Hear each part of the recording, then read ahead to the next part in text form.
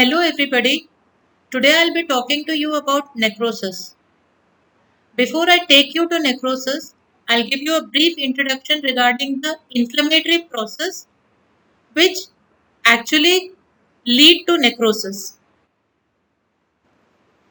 Inflammation is a response of our body to any kind of foreign invaders, which usually ends up causing the tissue damage, and we term it as necrotic tissue.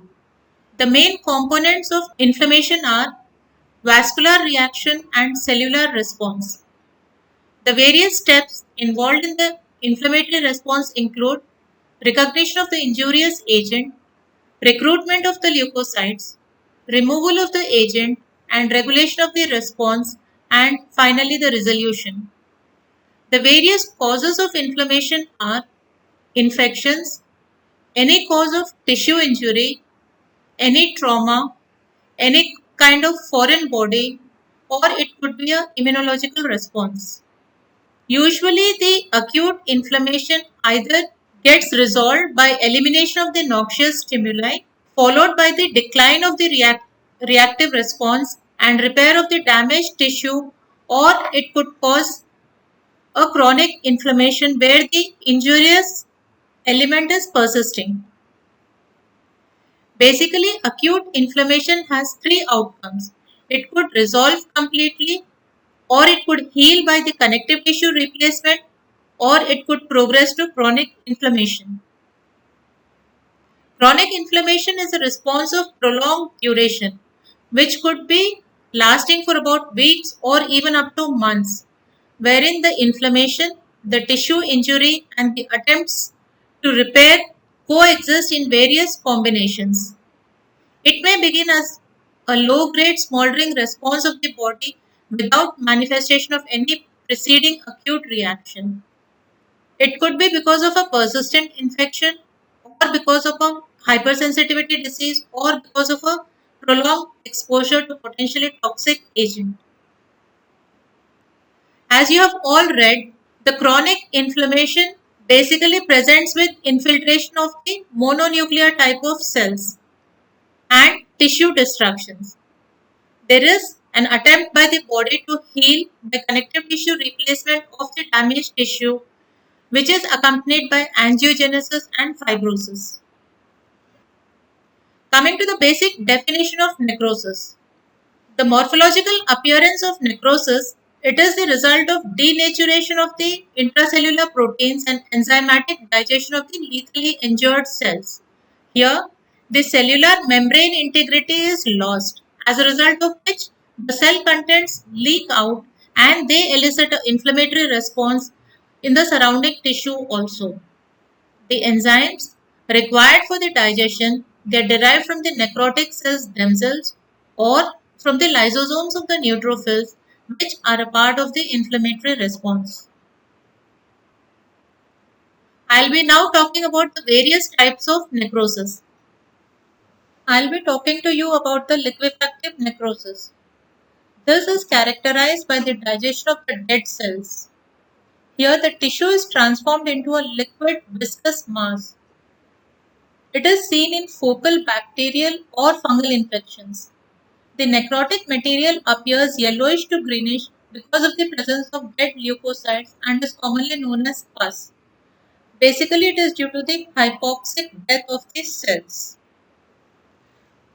I'll be showing you the features of liquefactive necrosis in a section of the gallbladder. Liquefactive necrosis is most commonly seen in intestines, gallbladder, or in the wet organs. So here in this section, I'll be able to show you the normal structure of the gallbladder and the changes seen as a result of necrosis. In the normal gallbladder, we've got a mucosal layer, a muscle layer. Here in this section, in response to the inflammation, the muscle layer is infiltrated by chronic inflammatory cells, but the integrity of the mucosa and the muscle layer is there. As the infection persists, the inflammatory response progresses to necrosis, wherein The integrity of the mucosa is lost. Here the cellular structure is lost. The outline and the nuclei both are lost, and we are able to see pink amorphous material. This is the hallmark of liquefactive necrosis in contrast to the normal structure wherein the cellular outlines are maintained and the nucleus is very clearly visible. The next type of necrosis I'll be talking about is the coagulative necrosis. Here, the architecture of the tissue is preserved. Grossly, it is firm in texture. There is denaturation of the structural proteins and the enzymes which block the proteolysis, resulting in the firm texture. These cells are characterized by cytoplasmic eosinophilia and they are anucleate. These changes persist for a few days. Lysosomal enzymes from the infiltrating leukocytes cause phagocytosis of the cellular debris. A localized area of coagulative necrosis is called the infarct. This type of necrosis is also seen in the breast tissue. I'll be showing you the changes seen in a coagulative necrosis on a slide of testis. Here, we are able to appreciate the structure of the seminiferous tubule where the cellular outline with the nucleus is preserved on the left half of the section. As the process of inflammation is persisting, the changes from an intact cellular structure with the nucleus is seen. The cells are now, some of them are having the nucleus, some of them are not having the nucleus. So there is a gradual transition of the cellular details from one wherein the nucleus is present to the next wherein the nucleus is gradually disappearing, and to the extreme right of the same tubule, same section of the tubule, we see the total loss of the nuclei. Here, the cellular outline is maintained, which is characterized by the cytoplasmic hypereosinophilia, and the nuclear details are lost. I'll now be talking to you about caseation necrosis. This is most commonly seen in tubercular infections. There is friable appearance of the necrosis, and there is a structureless collection of fragmented or lyse cells and amorphous granular debris enclosed in a distinctive inflammatory border.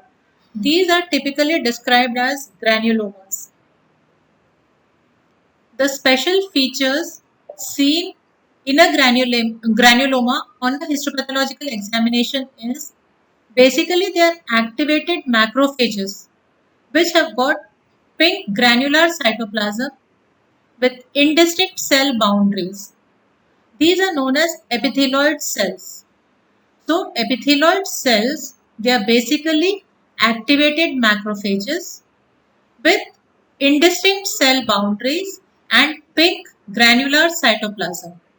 In a granuloma, we see aggregation of epithelial cells and they are surrounded by a collar of lymphocytes. As the infection persists, the granulomas, they have a rim of fibroblasts and connective tissue in addition to the collar of lymphocytes. Sometimes we see multinucleate giant cells formed in the granulomas. They are typically known as Langerhans giant cells, that is, large mass of cytoplasm with multiple nuclei, and they are derived from the fusion of multiple activated macrophages. In certain granulomas, as a result of persistent infection, there is a central area of necrosis. This central area of necrosis grossly appears as cheesy material, hence the term caseous. Microscopically, it appears as a structureless eosinophilic granular debris with the loss of cellular details. These features of a caseous necrosis I'll be showing you in a section of tubercular lymph node. Here, In the section of tubercular lymph node, we have got the cortical structure maintained in one segment in contrast to the necrotic area wherein the structure is lost. It is replaced by a pink amorphous eosinophilic material. Like I told you, caseation necrosis is characterized by the presence of epithelioid cells and sometimes fusion of the epithelioid cells leading to the formation of Langerhans giant cells.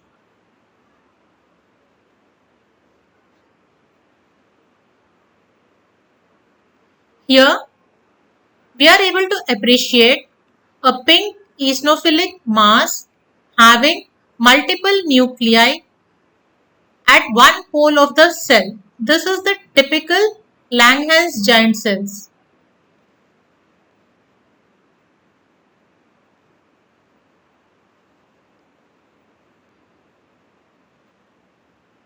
Coming to the different arrangement of nuclei in the Langerhans giant cells, sometimes they could be all aggregated at one pole or they could be present circumferentially around the eosinophilic mass. So, what we need to understand in the case of caseous necrosis is it is presence of multiple nuclei in a eosinophilic mass due to the fusion of macrophages or the activated macrophages, which gives the specific characters of the granuloma. Coming to the next type of necrosis, I'll be talking about the fat necrosis. It refers to focal areas of fat destruction. It is common in the pancreas wherein it leads to a abdominal emergency, acute pain abdomen, and it is an emergency.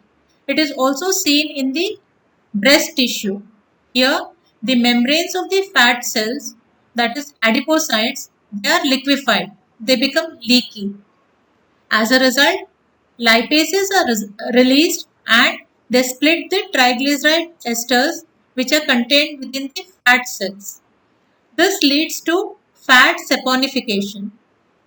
On histopathological examination, we can appreciate only the outline of fatty cells, that is foamy appearance of the cells, and at times they could have basophilic calcium deposits which are surrounded by the inflammatory cells. I'll be showing you the features of fat necrosis in a section of the breast tissue.